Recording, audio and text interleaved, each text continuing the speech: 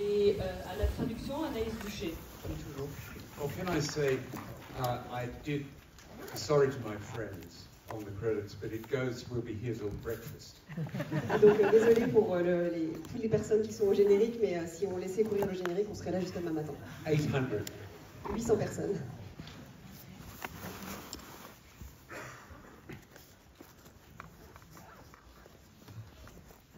Peter, le film est une adaptation d'un récit, une saga de Patrick O'Brian, un auteur britannique. Pourquoi avoir choisi d'adapter ce texte? Qu'est-ce que vous y aimiez? Et qu'est-ce que vous avez vous-même apporté, ou dans quelle direction est-ce que vous avez vous-même tiré votre scénario?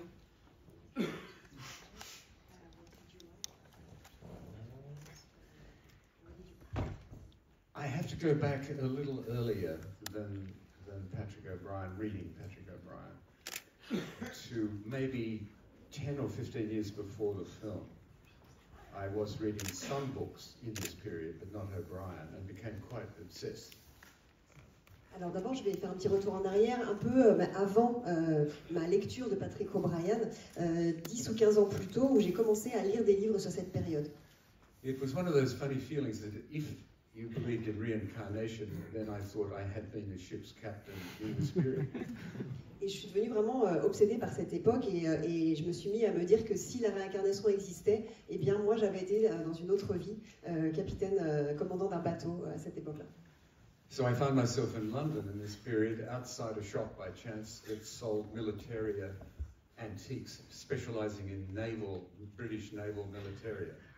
Et un jour, je me suis retrouvée à Londres dans un magasin d'antiquités spécialisé dans les antiquités navales de cette période-là, anglaise. So I went in and said, "Do you have a sword that you can guarantee is from this period of the Napoleonic Wars? That was a ship's captain's sword," and he said yes.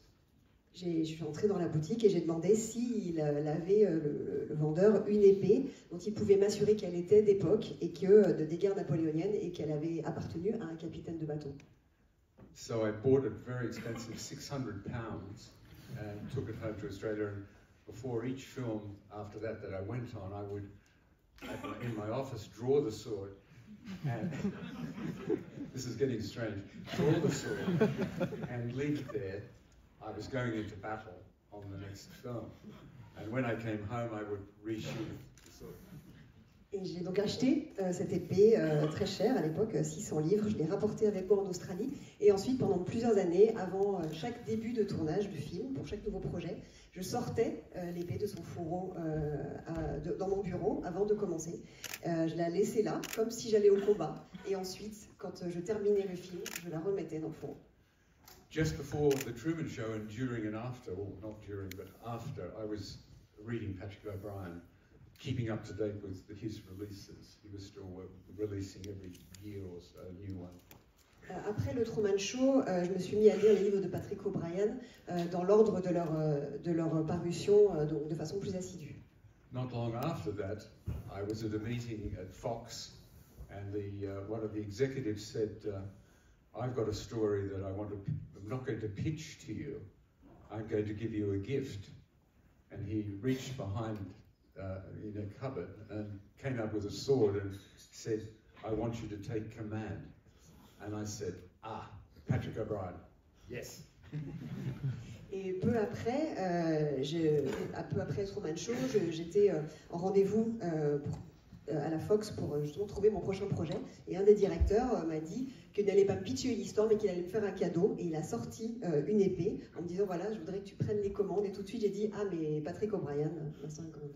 I bought a lot more from that shop in London. Russell's belt that he wears is mine, and a lot of the swords behind in the ship are mine.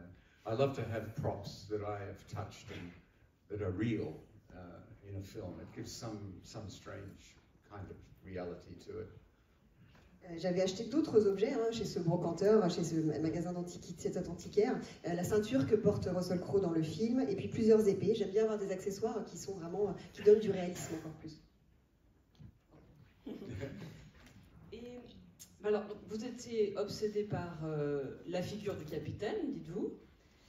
Mais Et est-ce que vous étiez aussi obsédé par l'idée de tourner en mer, ou en tout cas de filmer la mer ou le... I didn't want to have carriages, crinolines, loading barrels at the wharf on the ship, the Admiralty. I didn't want all those cliches. I wanted to start at sea and end at sea and never step off the ship. Alors j'avais vraiment pas envie de tout ce qui était voilà, les clichés habituels de cette période, la crinoline et puis voilà, les embarcadères, les ports. Je voulais démarrer en mer et finir en mer et ne jamais quitter le bateau. I said to the crew and the cast, I said, and to myself, I want to pretend that this is 1805, but the camera had been invented. And we were a crew, documentary crew, that had been put on board the Surprise. Et j'ai dit donc à toute l'équipe du film que je voulais vraiment qu'on fasse comme si on était en 1805, sauf que la caméra existerait déjà et qu'on serait une équipe de tournage documentaire qui tournerait sur le Surprise. Donc, vous avez fait énormément de recherches. Il y a une reconstitution historique extravagante. Vous nous en dites un petit mot? My library, yes, I could read 70 books or more, and meeting experts in their field, going to Greenwich, to the Maritime Museum, also with my costume designer. She was obsessed to get the correct red for the Marines.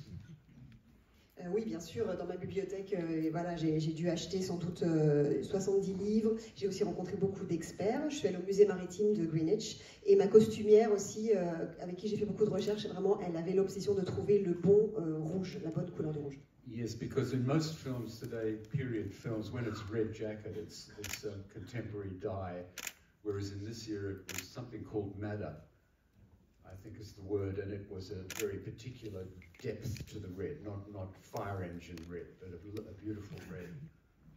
Et parce que dans les films d'aujourd'hui, quand on voit des vestes rouges qui sont censées être d'époque, c'est vraiment de la teinture contemporaine, alors qu'il y avait vraiment une tonalité de rouge très particulière à cette époque, avec une technique particulière. Then the costumes for all of the actors was extensive in that the wardrobe department and a wonderful aging expert, an Englishman, had effects of the sun for 1 month, 2 months, 6 months. And they would have aged them from the sun and the salt, and we would change them as the timeline changed to make it accurate. Dans le département costume, on avait des gens qui étaient vraiment extrêmement spécialisés dans la patine des costumes pour avoir des costumes qui avaient donc 1 mois de patine au soleil et avec entre le soleil et le sel, au bout de 1 mois, 2 mois, 6 mois pour rendre l'effet que ça ferait une fois que si on avait passé tout ce temps en mer. This obsessiveness followed, particularly with the faces of the crew, with the casting of the crew. And I remembered when, after the wall came down, I think I was watching a documentary, it was in Poland, celebrations in the street. And the young people's faces, they could look at the news camera in a very different way than we did in our countries. They were not used to being on camera or having what I call Kodak moments where you smile or you project something. You could look at them like paintings, these are their faces. And I thought, if ever I did a period film, I would start some casting in Poland, in Warsaw, which is what I did. Et aussi, j'avais cette obsession des visages, de l'authenticité des visages. Je me souvenais d'avoir vu un documentaire au moment de la chute du mur de Berlin, un documentaire qui avait été tourné en Pologne avec des gens qui faisaient la fête dans la rue. On voyait bien que c'était des visages qu'on n'avait pas l'habitude de voir et qui avaient un rapport très différent à la caméra de chez nous. Ils n'étaient pas habitués à être filmés comme nous on a, c'est comme ce que j'appelle des moments Kodak où on prend la pause un petit peu. Là, ils étaient comme des tableaux et je m'étais toujours dit que le jour où je ferais un film d'époque, je commencerai par faire passer des castings en Pologne et c'est ce que j'ai fait pour commencer à Varsovie. Mais ça, c'était pour les figurants ou compris des acteurs? For extras, yes, 700 young Poles applied for the job, and we took 12 and flew them to Mexico. And the rest, my wonderful, will say her name, Judy Boulay, extras casting, went around all the bars and the wharves in the United States, on particularly the West Coast, talking to sailors. It was difficult late at night, and say, well, you have a good face, would you like to be in a movie? Oui, il y a 700 Polonais qui se sont présentés pour passer le casting. On en a pris 12 et on les a donc acheminés vers le Mexique pour le tournage. Et notre directrice de casting, donc Judy Boulay, qui était vraiment formidable, elle a écumé les bars, notamment de la côte ouest des États-Unis, à la recherche de marins dont elle a trouvé qu'ils avaient des gueules pour leur proposer de tourner. On location, where we got there, we're ready to film. I said to meeting with the extras, the crew, I said, it's what you do after work's your business, but I suggest in your hotel, your motel, you cover the mirror with a towel so you don't see yourself, because they didn't see themselves. They weren't self-conscious.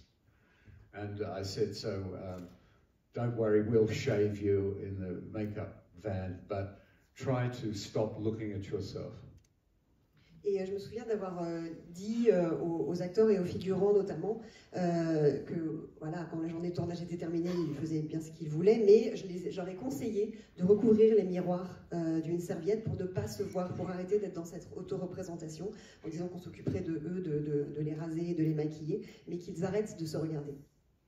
Bon, je ne peux pas résister à l'envie de vous demander comment vous avez casté le petit Will, le petit lord qui a les bras amputés.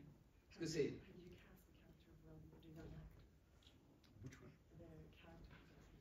Oh, Max. Yes, Max Purkis. Very difficult at first. The young ones in England, there has been a reaction, you know, I think against upper class and well-spoken. So almost everybody I was meeting had what they call, I think, a Mockney accent. All right, how you going? Oh, all right, you know, like that. And Max came in and said, how do you do? Pleased to meet you, monsieur. And he had this confidence, and it came from his family or whatever. He was perfect. C'était assez difficile parce que à cette époque-là, il y avait en Angleterre un peu une réaction contre ce qu'on appelait, ce qui était considéré comme une élite, des gens qui parlaient un peu trop bien. Et donc les jeunes prenaient un malin plaisir à prendre ce faux accent popu. Et sauf Max, lui, qui est arrivé avec vraiment un accent très... Il était parfait, il était très bien élevé. Il s'est présenté de façon très... I think only did one or two more acting. He did Octavian. He played young Octavian, Augustus, in I think it was British or American television series about Rome many years ago, but after that he's gone in different directions. Donc il avait déjà joué dans un ou deux projets, dont notamment une série anglaise sur la Rome antique, mais ensuite il est parti faire d'autres choses. La photo du film est complètement incroyable. Il y a une matière visuelle, les plans à la longue vue, en contre-jour, les mouvements de caméra extrêmement sophistiqués, les plans sous-marins, le bleu, blanc, enfin, j'en passe et des meilleurs.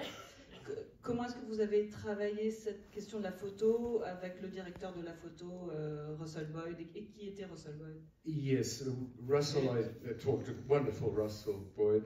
I talked with him, and we together or separately in Europe, I studied paintings, looking at the light in paintings of naval action. Et oui, on a beaucoup discuté, évidemment, Russell et moi, avant le tournage de tout ça. Et moi, de mon côté, en Angleterre, j'ai étudié la peinture aussi de cette époque-là, donc avec la lumière qu'on voyait sur les peintures de bateaux. But in planning the battle scenes, I needed to have it more physical.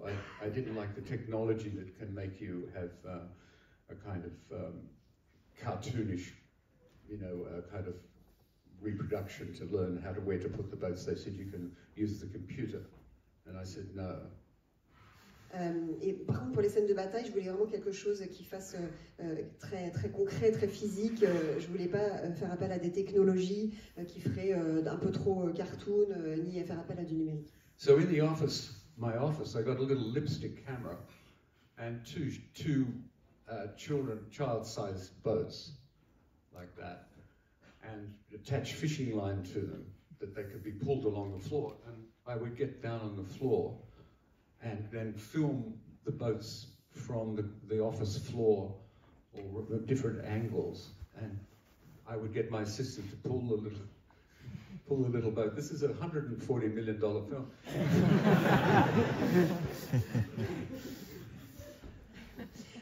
Et en fait, dans mon bureau, j'avais une toute petite caméra donc à main et avec deux petites maquettes.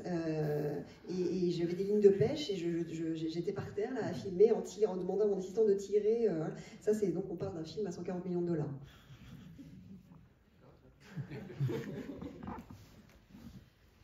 Mais il y a aussi beaucoup d'effets spéciaux dans le film, mais utilisés. 800. Okay. Yeah. It's very complicated visual effects. The most important thing was the ocean. The ship was we had one ship in a tank that we could move on the gimbal with sails, full sail. We had a real ship which we went to sea only 10 days out of 100. And the rest was done with miniatures and with CGI. But the miniatures are very important. We'll come to that at Weir Workshop in New Zealand. Ce qui était le plus, oui, évidemment, il y a eu beaucoup d'effets spéciaux et pour vraiment avoir l'effet en mer, on avait plusieurs façons de tourner. On avait donc un bateau qui était dans une cuve et qui pivotait sur des cardans, mais avec des vraies voiles. Et puis on avait un vrai bateau en mer qu'on a utilisé, mais seulement 10 jours sur la totalité du tournage. Et ensuite on avait des répliques, des reproductions et après les effets numériques. After I saw I was getting ready, and I saw Lord of the Rings #1, and immediately said, "Can you find me the number of Peter Jackson?" And I called Peter Jackson.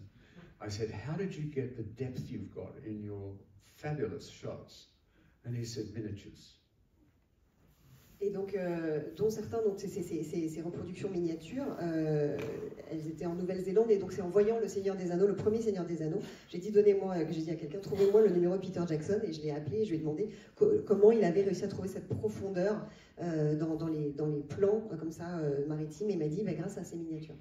So I met the wonderful Richard Taylor, who is a long time worked with Peter, he runs Weir Workshop, went to Auckland, and to Wellington, and he said, "We'll build miniatures. We could build you 2 miniatures, the Surprise and the Acheron. And the trick with miniatures is to make them as big as you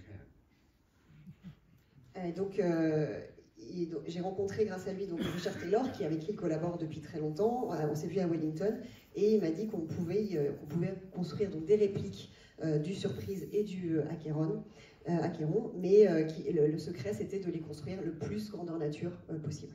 So the Acheron would be the length of this stage, and this wide, and 20 feet high masts in the studio.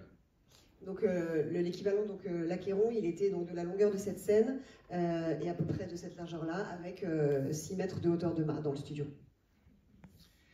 And from that we moved to the most of there's so much CG I could tell you, but they were very interested and not experienced. They were very good people. ILM we had, and Asylum companies that were top of their trade, but used to doing fantasy.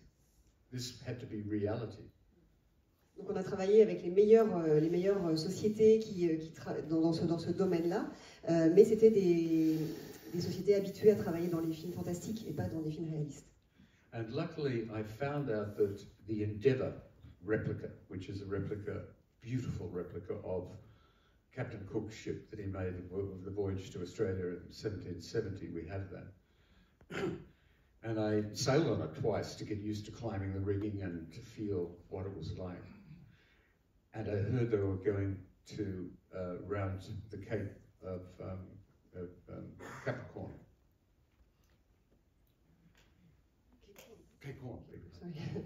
Et donc j'ai appris qu'une réplique du bateau du capitaine Cook de 1770, qu'elle existait, je l'ai un petit peu pratiquée pour voir un peu comment je me sentais à bord, et j'ai su qu'elle allait, cette réplique, je crois, si j'ai bien compris, naviguer jusqu'au Cap Horn. So I managed to convince the studio that we should put, this well in advance of the film, a very good cinematographer on board to film waves as they went round the Cape, which he did, thankfully. Et donc bien avant que le film soit en production, commence le tournage, j'ai réussi à convaincre les studios de faire monter à bord un chef opérateur pour filmer les vagues, pour avoir vraiment les choses de façon précise. So one man was put on asylum simply to do the water, the storm and the water round that had to be put in. The miniatures were shot dry. There was no, they weren't in the water, these great big miniatures. So he had to put the water around them, and particularly hard in the storm. Et donc, il y en a un qui est donc monté sur ce bateau, l'Asylum, pour pouvoir comprendre comment l'eau se comportait autour du bateau, notamment en pleine tempête. And the great day came when I went to his little, I looked at tests and went into his little studio, and he had cracked it. Here was the ship in heavy water, this miniature. And I said, how did you do it? And he then showed me, it was like a mosaic of 20 different pieces of water.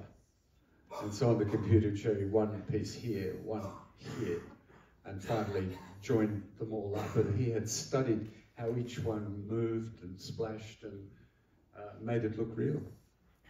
Et donc, quand j'ai vu certains essais, et au bout d'un moment, j'ai vu comment ce que ça rendait, comme le réplique dans les eaux troubles, et il m'a montré comment il avait fait. C'était un peu comme une mosaïque, une composition de mouvements d'eau, d'une vingtaine de mouvements d'eau différents. On parle de Russell Crowe et de Paul Bettany. Ils avaient déjà joué ensemble dans un film de Ron Howard. Vous les aviez vus jouer ensemble? Oui, absolument. Yeah, formidable. Oui, j'aime beaucoup. Parce que Crowe, il a un côté très animal, très physique, et Bettany, il est plus en retenue. Exactement. C'est comme ça, in front of the camera and behind. Yeah. C'est le cas devant comme derrière la caméra. And they both got to work. They drove themselves crazy trying to play cello and the violin. Ils ont eu beaucoup de mal à essayer d'apprendre à jouer les instruments. I mean, you have to learn the violin in childhood start, I think. Le violon encore plus peut-être que le violoncelle, il faut vraiment l'apprendre tout petit, sinon c'est un enfer. Et avec eux, vous avez travaillé, parce que vous m'avez dit il y a quelques jours qu'avec les acteurs, vous aimez non pas répéter, mais rentrer en contact, enfin créer une relation un peu en amont du tournage. C'est ce que vous avez fait avec l'un et l'autre pour Master and Commander.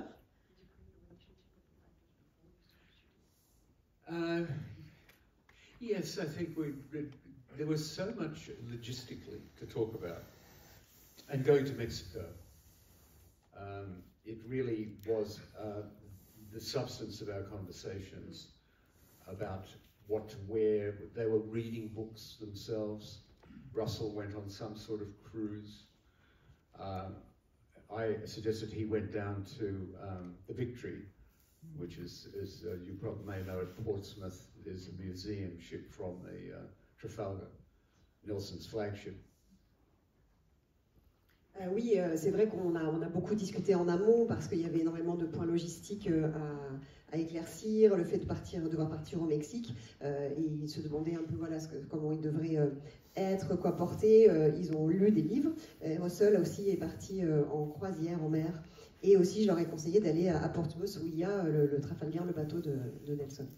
And it was great because the director of the museum of the Victory said, we only recently, in our restoration, found genuine lamps of this era. We were short of lamps. They were being, taken or stolen. And we found a shipwreck recently of this era and brought up one of the lamps, so we've had them copied. And he said, if you like, I'll put one in your bag and you can take it to Mexico.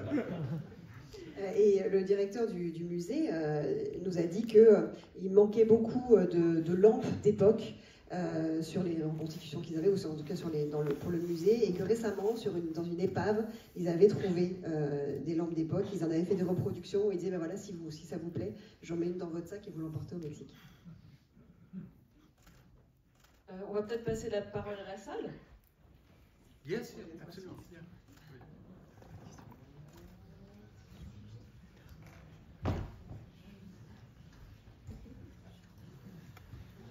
Thank you. Merci.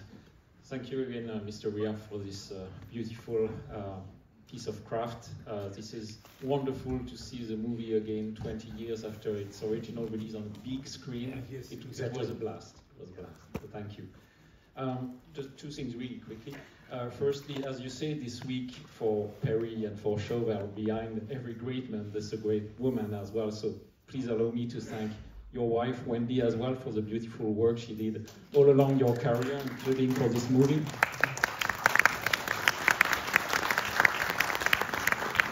C'était merveilleux de revoir ce film 20 ans après et sur grand écran. Vous avez dit vous-même à des occasions précédentes que derrière tout grand homme, il y a une grande femme. Et donc, je voudrais saluer le travail de votre femme, Wendy. Thank you, that's true. Yes, design, wardrobe, and a severe critic of scripts and cuts. Oui, elle a fait un très très gros travail, souvent sur les décors, sur les costumes, et c'est aussi une critique acerbe d'écriture aussi et de montage. My question was related to your work with Russell Boyd, actually, that you reunite with here about 20 years after your first work with him on your Australian period as well. So I wanted to know what it was like reuniting with him as well and working with him again, actually. Alors, et qu'est-ce que ça vous a fait de retrouver votre chef opérateur Russell Boyd 20 ans après et de retravailler avec lui? One of those wonderful moments of chance, which I'm sure Carl Jung called synchronicity. I was flying over for a very early meeting on this film. Hadn't seen Russell in years. And we were the only two passengers in first class, flying to LA from Sydney. C'est un de ces heureux hasards assez jungiens. Quand je suis allée à Los Angeles en avion pour avoir des réunions préliminaires pour faire ce film, il s'est trouvé que Russell et moi, on s'était pas vu depuis des années et on s'est retrouvés avec les deux seuls passagers en première classe. And he said to me, "What are you working on?" Il m'a demandé sur quoi tu travailles. So we had dinner 2 or 3 nights later. He said, "Oh, I'd like very much to do it." I said, "I'd love you to do it. Let's like a reunion." Et donc on a dîné ensemble 2 ou 3 soirs et je lui ai parlé du projet. Et il m'a dit qu'il adorerait travailler dessus. Je lui ai dit que j'adorerais qu'il travaille avec moi. C'était vraiment comme des vraies retrouvailles. But after that, when we got together in Sydney, how to do it? My God, it seems now we know how to do it, and that other people would have too. But for us, it was, how are we going to film it? The first thought is you want to take a ship and go to sea and film it in reality. But we can't do that because it's just not practical. And so it was really the first breakthrough, so small to have a breakthrough, was that the famous thing we all filmmakers know is if you're at a train station, but you don't have an engine to pull the train out and it's meant to be leaving, you move the camera and the train appears to be moving. Mais ensuite est venue la vraie difficulté quand on est rentré à Sydney, c'est comment faire ce film. Alors aujourd'hui, on sait qu'on l'a réussi à le faire, mais à l'époque, ça nous a paru vraiment une montagne. La première idée qu'on peut avoir, c'est de dire on va prendre un bateau et on va aller en mer, mais pour tout un tas de raisons pratiques, ça n'est pas du tout possible de faire comme ça. Et puis jusqu'à ce qu'on ait le eureka, c'est de se dire, comme quand on est dans une gare et qu'on n'a pas de locomotive pour faire démarrer le train, comment est-ce qu'on donne l'illusion que le train bouge? C'est en bougeant la caméra, donc c'est ce qu'on a fait.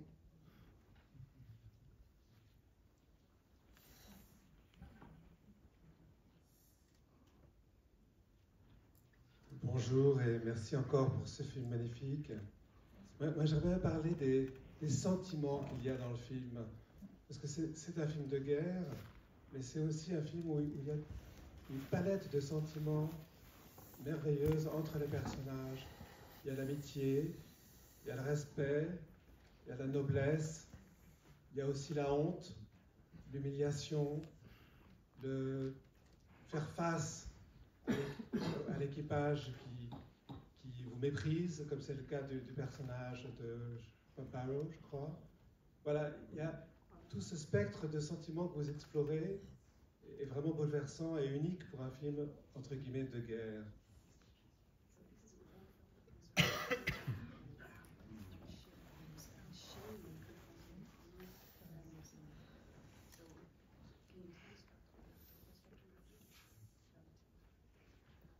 I would rather show it to you than talk about it. I think, you know, I read about a poet, a great Australian poet, who said, I think I get into a strange kind of trance when I write a poem. And I like that because I think I get into a kind of trance. Even now with seeing bits of this, it's almost like it wasn't me, not the me sitting here. So it's hard to know what happens when I enter this state and what is operating. So much of it is from the unknown part of yourself, the unconscious. Mais c'est quelque chose que je préfère vous montrer plutôt que de vous en parler. Il y a un grand poète australien qui disait qu'il entrait un peu en transe quand il écrivait de la poésie.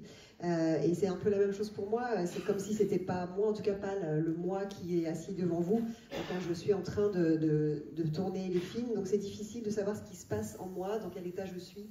Et beaucoup de choses relèvent de mon inconscient. I try to make it real.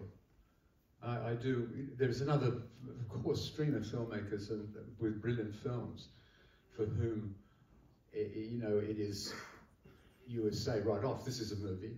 You know, we're not pretending it isn't. And I think but I'm the other track, which is just my interest, is to make it real as I can. And, you know, for example, my war film, Gallipoli, I thought I would just kill one man. The war films we know it's special effects with the bullets and the blood, but if I can make you feel one man died, then that will tell a lot, and we know who he is. We will lose him in the cinema. J'essaie toujours, c'est vrai, en revanche, j'essaie que ce soit réel, que les sentiments fassent authentiques. Il y a des cinéastes qui nous mettent dans un état d'esprit ou dans des dispositions où on sait tout de suite qu'on est dans un film. Moi, je suis plutôt sur une autre voie. Je veux coller au réel. Et dans mon autre film de guerre, Gallipoli, j'ai décidé de tuer seulement un seul personnage, un seul homme, mais ça suffit vraiment à tout dire et à tout faire ressentir. Hi, Mr. Weir. I'm here. First, I wanted to thank you to be here. It's quite amazing to see you and to have the opportunity to exchange with you.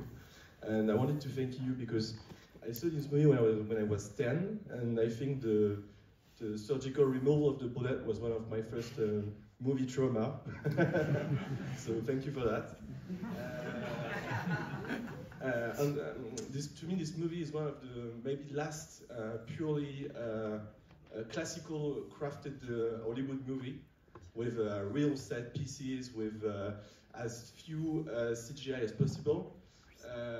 What is your view on how movies are made now in terms of spectacle, in terms of VFX, and did you feel at some point limited by the technology at the time? Would you have done things differently? And how do you perceive that technological shift we are living in terms of movie making? Donc merci beaucoup pour ce film que j'ai vu la première fois quand j'avais 10 ans et cette scène avec de chirurgie où il s'enlève la balle du corps, c'est mon premier vrai traumatisme de cinéma. Il me semble que ce film est un des derniers classiques hollywoodiens avec des vrais décors et le moins possible d'effets spéciaux numériques. Et qu'est-ce que vous pensez aujourd'hui de la façon dont on fait du cinéma à grand spectacle, les effets spéciaux? Est-ce que vous vous êtes senti limité par les techniques de l'époque? Est-ce que vous auriez fait certaines choses différemment? Well, whether it's yesterday or today or tomorrow, we need really talented directors. Que ce soit donc pour avoir fait des films hier ou aujourd'hui ou demain, ce qu'il faut avant tout, c'est d'avoir des bons cinéastes. Then, if necessary for a story, you need the tools like this one. You have to be realistic that it's going to cost a lot of money. Et donc si ensuite à partir de là, si nécessaire, il faut vraiment mettre tout en œuvre pour que ce soit réel et avoir le budget pour. So maybe the best thing to say is that when people say to me, you know, we need a good script, I say no, that's number 2. Number 1 is you need a good idea. Quand on me dit qu'il faut un bon scénario pour faire un bon film, je dis ça vient en deuxième. Il faut avant tout avoir une bonne idée. This gentleman, you in my vision. You can shout out. We can hear.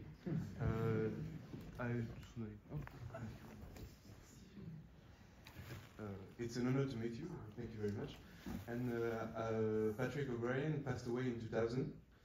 Have you ever had the chance to meet him or any relatives to speak about the movie? Patrick O'Brien est mort en l'an 2000. Est-ce que vous avez eu l'occasion de lui parler du film ou de parler à des gens de sa famille? No. But I do believe it is best to work with dead authors. Non, mais je trouve que c'est toujours mieux de travailler avec des auteurs morts. They are never disappointed. Ils sont jamais déçus. Patrick would have been disappointed, but then reluctantly agreed that certain parts of the film were all right.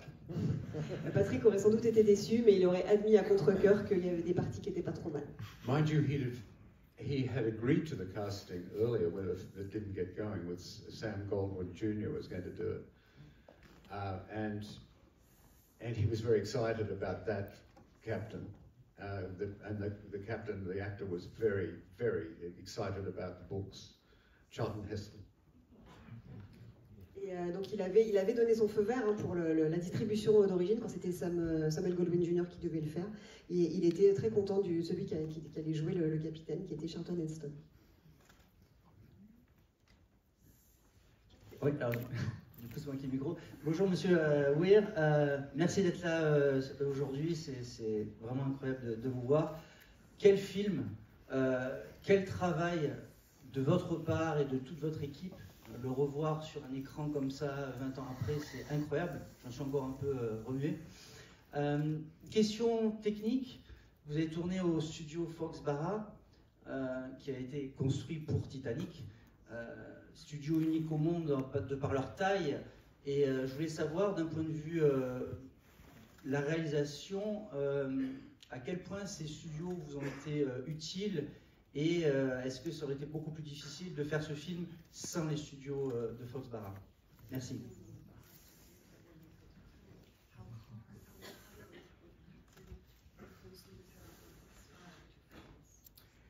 Well, they did ask me to see if we could make it in Australia and build a tank. And I went on surveys in Queensland, on the coast, and elsewhere. And it turned out to be just too expensive. But the concern was going to Mexico at that latter point because of the border situation after 9/11. The Americans were very tense, of course, and the border was very hard to go in and out to Mexico. And they said, we think you've got to look elsewhere because you just can't have quick communication. On m'a demandé si la faisabilité de construire en Australie donc un bassin équivalent. Donc je suis allée faire des repérages dans le Queensland, mais ça s'est avéré vraiment beaucoup trop cher. Cela dit, au Mexique, c'était pas forcément un choix évident non plus, parce que après, dans le contexte de l'après 11 septembre, la frontière mexicaine était beaucoup plus difficile à traverser, et on m'a averti que ça risquerait d'être compliqué de faire des allers-retours. Ironically, it was 9/11 that triggered the film. Mais en fait, l'ironie du sort, c'est que c'est les attentats du 11 septembre qui ont déclenché l'envie de faire ce film. The studio had a couple of big pictures in planning that had terrorist-related themes. That was gone. And they said, interesting phrase, this is culturally clean. We beat the French anyway. Et parce qu'en fait, le studio à l'époque avait plusieurs films en projet qui étaient des films sur des terroristes et des attentats, donc ça c'était évidemment plus du tout envisageable. Et les mots qui ont été employés, c'est de dire que ce projet-là, il était culturellement pur ou clean, et en plus on battait les Français dedans. Donc les îles Galapagos, c'était votre idée de tourner là-bas? Oh, you're fantastic. Oh my God. We lived on a ship, the crew, smaller crew. You had to be off the Galapagos by sunset. You couldn't go until after dawn. And we went ashore in rubber duckies and had to stay on the path, strict supervision. The first feature film to be made in the Galapagos, that documentaries, of course, but it took a very good man a long time to convince the authorities to permit us. Ah oui, c'était vraiment merveilleux. On était en équipe réduite et on ne pouvait pas rester le soir sur l'île. C'est le premier long métrage de fiction à avoir été tourné là-bas et ça a été très très long de convaincre les autorités. And a lot of the scenes, just pretty much all of it there was improvised. We would go ashore like a Max Sennett film with the team, you know, and the camera. And oh, there's something, a seal over there, let's do this. Or there's some birds. I have a lot of outtakes that were, you know, the doctor feeding a bird or something. You know, it was just such a different way of filmmaking. It was so free. Et la plupart des scènes qu'on a tournées là-bas, ce sont des scènes qui sont basées un peu sur l'improvisation, parce que c'est en fonction des animaux qu'on pouvait trouver. Voilà, d'un seul coup, on tombait sur un phoque, un oiseau, et on se disait donc j'ai pas mal d'images où on voit les uns et les autres nourrir les animaux, et c'était une autre façon de filmer, c'était nous donner une grande liberté. Et c'était la première fois que vous alliez sur les îles? No, I went on a survey to pick the island, which island.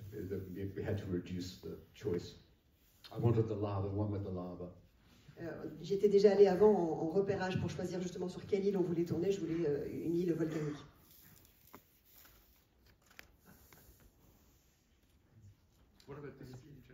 Bonjour Monsieur Peter Weir. Je suis très heureuse d'avoir revu votre film aujourd'hui, après plus de 20 ans après, quoi. Ça m'a beaucoup réjoui. Et je voulais parler des personnages que joue donc Russell Crowe et son capitaine et le médecin. Ce qui me frappe, c'est que dans le personnage du commandant, c'est un peu comme un personnage un peu mythique qui court après une chimère, quoi. Ce bateau, on ne sait pas s'il existe vraiment, ce bateau français, avant la fin du combat. Et donc, l'autre personnage qui joue le médecin, lui, il cherche plutôt le côté des scientifiques qui existaient d'ailleurs à l'époque. Des choses qui... Attends, it's too long, trop long. Mais intéressant, je ne parle pas français.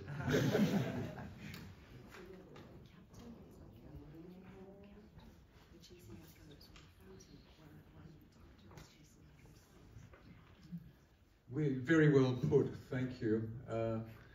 And if I can hire you for the publicity department, you expressed it very well and quite accurately. That is the interesting balance of Mr. O'Brien's. He wrote these characters brilliantly, and it's part of the charm, I think, of that reaction between the two of them. Under other circumstances, they wouldn't be friends, but they have also a chance to stop fighting by playing music. Isn't that interesting? You stop talking. And you make sound of beautiful music. Oui, c'est très bien dit d'ailleurs. Voilà, je vous aurais bien engagé pour la promo du film parce que vous l'avez très bien formulé. Et c'est tout à fait l'équilibre entre ces deux personnages qui est du fait de Patrick O'Brian dans les romans. Et c'est ce qui fait le charme de leur relation. Dans d'autres circonstances, ils n'auraient peut-être pas été amis, mais aussi parfois la musique les réunit, leur permet d'arrêter de parler. Et quand ils font de la musique ensemble, c'est autre chose qui se passe.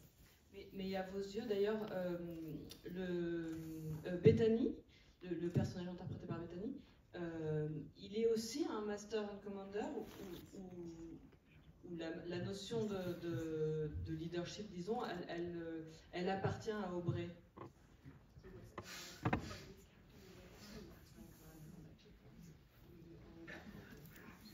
Yes, it's really only Jack.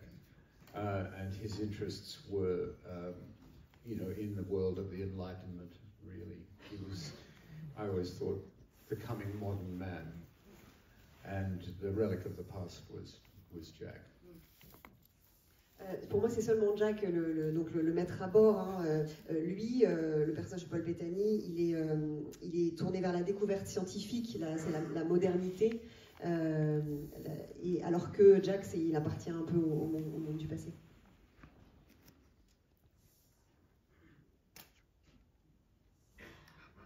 This gentleman here with the beard, you have a place soon.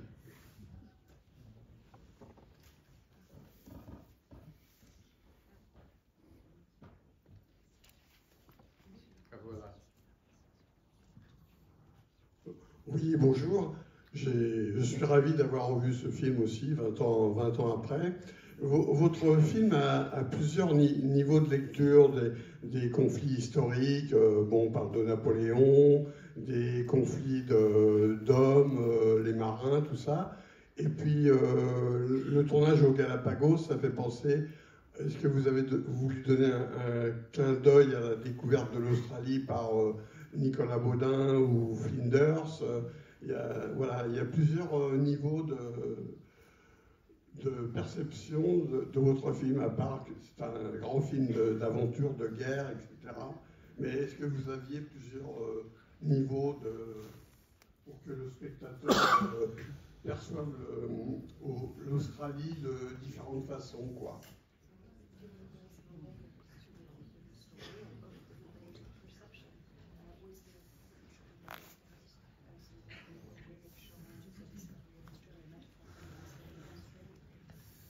Not really. This is Patrick O'Brien. I sort of tried to serve his book. I mean, I fundamentally see myself as a craftsman and didn't go down the artist route. And my craft is storytelling. And when I get someone else's story, I try to express it as best I can in my medium. I mean, in a way, the books are a libretto, and I make the music, the same relationship. But I try to follow them and not impose myself. But of course, probably I do. You may know more about that than I do. Pas vraiment, en fait, j'ai ne fait que suivre les romans de Patrick O'Brien, tout était dedans. Moi, je me suis simplement mis au service de ces romans. Je me vois vraiment comme un artisan conteur. Et quand j'ai l'histoire de quelqu'un d'autre entre les mains, j'essaie d'exprimer au mieux cette histoire. Je suis comme lui, disons que ça peut être, on peut dire que lui ce serait le librettiste et moi je le mettrais en musique. J'essaye de suivre ce qu'il avait écrit sans m'imposer, mais peut-être que ça c'est pas le cas. En tout cas, vous pouvez mieux le juger que moi. Bonjour. Je voulais savoir, quand le studio vous a proposé le projet, est-ce qu'il y avait déjà un scénario? Et si oui, est-ce que vous avez modifié des choses que vous avez créditées au scénario? Ou est-ce que vous avez écrit ça dès le début? No, when I accepted the job, in pretty much that office with the sword, amazingly, for a big studio, I said, I'd like to go to London, reread the books. I'd read all 20, reread them and choose a book. And go by London and pick up and do some interviews with people there about the historical relevance, and go LA, London, and back to LA, and tell you what book I've chosen. Non, en fait, quand j'ai accepté le projet, donc après cet entretien dans ce bureau avec l'épée, j'ai dit que j'aimerais relire les livres. J'avais déjà lu les 20 volumes, mais que je voudrais donc m'entretenir avec des experts sur la pertinence historique ou la réalité historique de ces livres et d'en choisir un. And on the way back, I stopped. Someone told me you should go to this boat show in Canada, Nova Scotia, and there was this ship, the Rose, a replica of a British frigate, for sale, because I met the captain, and he said, yeah, we're going to sell it. So I went back to LA and said, I've chosen the book I think I would like to do, Master and Commander, and there's a boat for sale, we should buy it. De retour de Londres, j'ai appris qu'il y avait donc une exposition de bateaux anciens. Donc je m'y suis arrêtée et j'ai vu qu'il y avait une réplique du Rose et qu'elle était à vendre. Et donc je suis retournée à Los Angeles et j'ai dit au studio que j'aimerais donc adapter spécifiquement le roman Maître à bord et qu'il y avait un bateau à vendre et qu'il faudrait qu'on l'achète. I should mention that the man who gave me the sword, Tom Rothman, who was number 2 at the time, a little bit later on he was number 1, and he loved Patrick O'Brien. So without that passion, and you have to say, it's always a cliche to say the studio money people are, not very sensitive and Philistine, but that's not entirely true. And he was a man who was very important.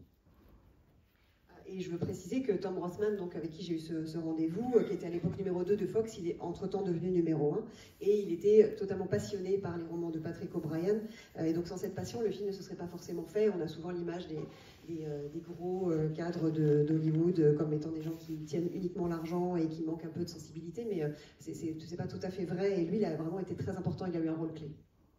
Peter, on va prendre la dernière question de la salle. Okay. Thank you very much. One last question. It's connected with the last one. There is a major modification in the subject in the movie Master and Commander and the book Far Side of the World. And I think the question is to know, it's your choice, it was a production choice, there's a major change. The privateer is an American one in the original book. So why to switch to a French one? Alors il y a un changement qui est majeur entre le livre et votre film, c'est que le corsaire dans le livre est américain. Et pourquoi en avoir fait un français, et est-ce que c'est de votre fait ce changement-là? Can you guess? À votre avis? I mean, come back to sometimes journalists will write about a book to screen. They will say, as a compliment, it's very faithful. And really, I prefer Alfred Hitchcock's version of this, which is to say, it's better to make a film of a bad book than a famous book. Souvent, les critiques disent d'une adaptation d'un livre en film comme si c'était un compliment, que l'adaptation est très fidèle. Et moi, je préfère la décision de Hitchcock qui dit que c'est mieux de faire un film à partir d'un mauvais livre que depuis un livre connu.